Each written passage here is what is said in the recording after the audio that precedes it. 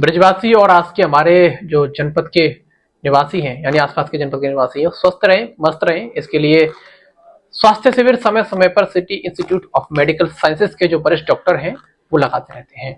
हर हफ्ते या फिर कहीं 15 दिन में एक बार कोई ना कोई किसी न किसी विभाग का कैंप लगा रहता है या फिर कई विभागों का एक साथ लगता है।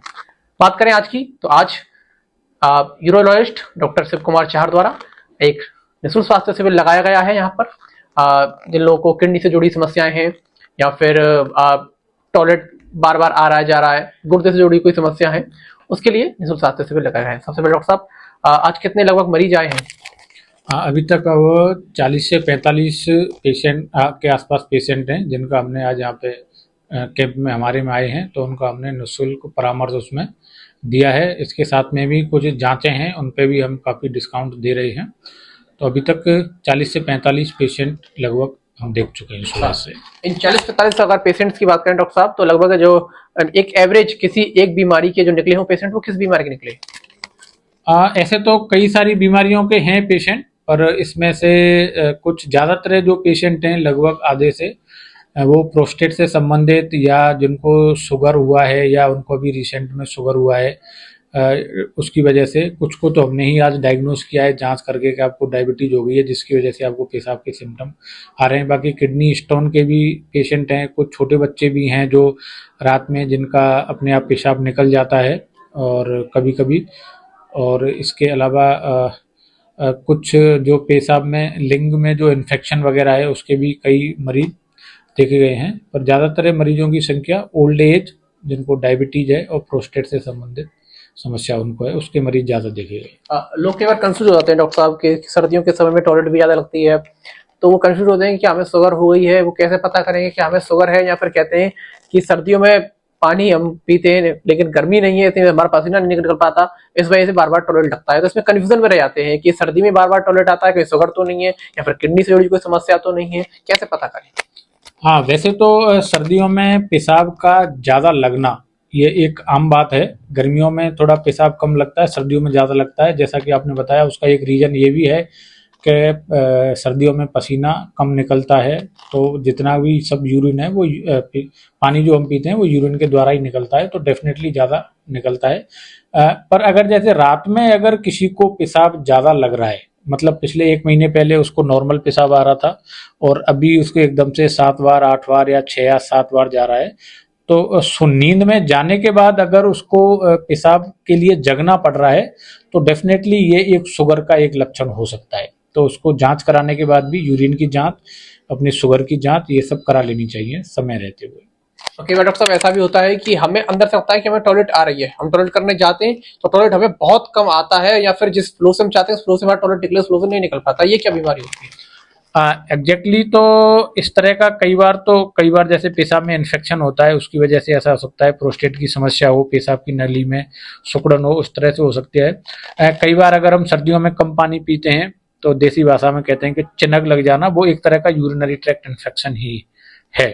तो शुरुआत में अगर फीवर नहीं है, सिर्फ हल्के से सिम्टम है, तो हम थोड़ा सा गुनगुना पानी और ज़्यादा मात्रा में 3-3.5 लीटर पानी पी के समस्या से प्राइमरी लेवल पे थोड़ा सा सुधार आ सकता है। अगर 2-3 दिन के बाद भी अगर लगातार ये समस्या बनी हुई है तो फिर हमको यूरोलॉजिस्ट को दिखाना चाहिए। डॉक्टर साहब, बात करें तो जैसे हमने दूध पिया या पानी पिया, चाय पी, उसके बाद अगर तुरंत टॉयलेट आता है वो अच्छा रहता है सेहत के लिए, या फिर बहुत समय बाद जब हम टॉयलेट करने जाते हैं वो सही रहता है? जनरली ये होता है कि अगर आपने जैसे दूध पीना, गर्म दूध पीना, चाय पीना, इनको हम एक डायूरेटिक की कैटेगरी में मानते हैं कि मतलब तुरंत ही थोड़ी देर में पेशाब लगना चाहिए, बशर्ते कि आपने पहले अच्छे से पानी पी रखा हो। तो अगर इनको पीने के बाद में अगर आपको तुरंत पेशाब जाना पड़ रहा है तो मेरे हिसाब से ऐसी कोई समस्या नहीं है, ये एक आम बात है।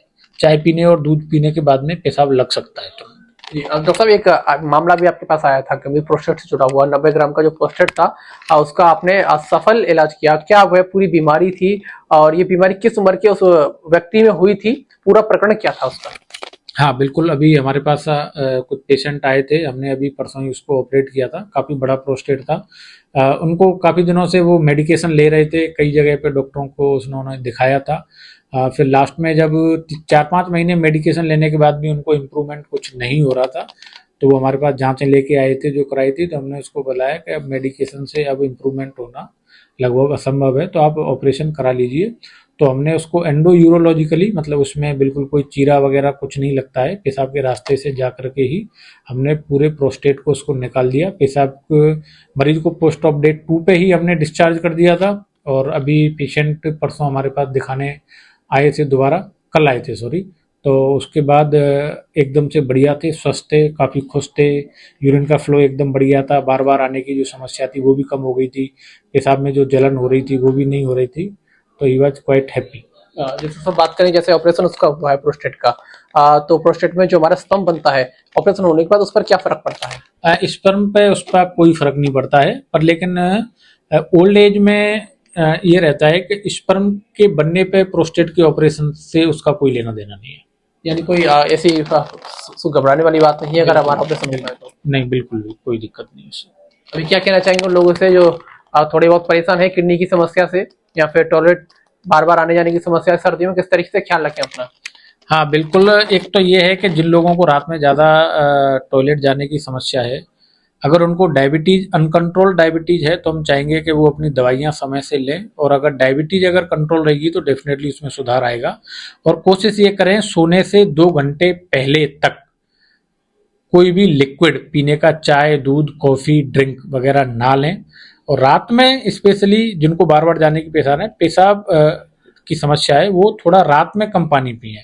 उस पानी को आप दिन में पी सकते हैं, क्योंकि रात में आप जितना ज़्यादा पानी पिएंगे सर्दियों में उतना ही ज़्यादा पेशाब बनेगा, आपको बार बार पेशाब के लिए उठना पड़ेगा, और उठना पड़ेगा तो फिर आपकी नींद डिस्टर्ब होगी, दिन में चिड़चिड़ापन रहेगा, सर दर्द रह सकता है, आपका बीपी वगैरह बढ़ सकता है।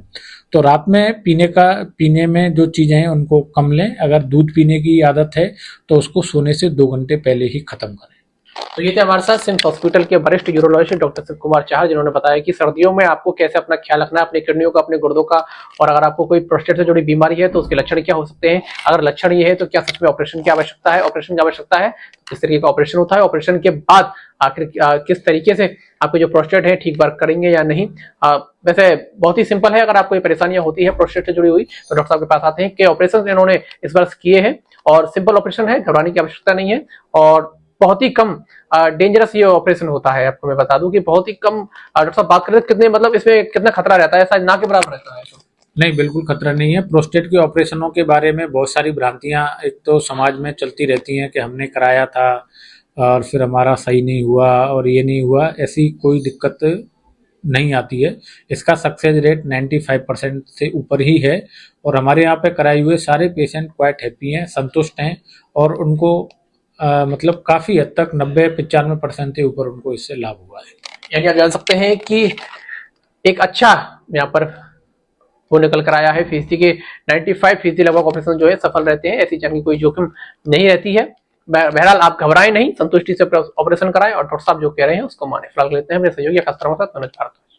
केडी सुपर स्पेशलिटी हॉस्पिटल, जहां एक ही छत के नीचे ब्रजवासियों को मिलेगा संपूर्ण रोगों का इलाज, वो भी रियायती दरों पर। अत्याधुनिक सुविधाओं से लैस operation theatre, MRI, CT scan, colour doctor, ultrasound, digital x-ray, echo, सभी प्रकार की खून एवं पेशाब की जांचें, न्यूरो संबंधित रीढ़ की हड्डी व दिमाग के ऑपरेशन, ब्लड प्रेशर व पेट से संबंधित सभी रोगों का इलाज, ब्लड बैंक, डायलिसिस व एम्बुलेंस की सुविधाएं, इमरजेंसी सुविधा 24 घंटे उपलब्ध। OPD सुबह 9 बजे से लेकर शाम 4 बजे तक। KD super speciality hospital.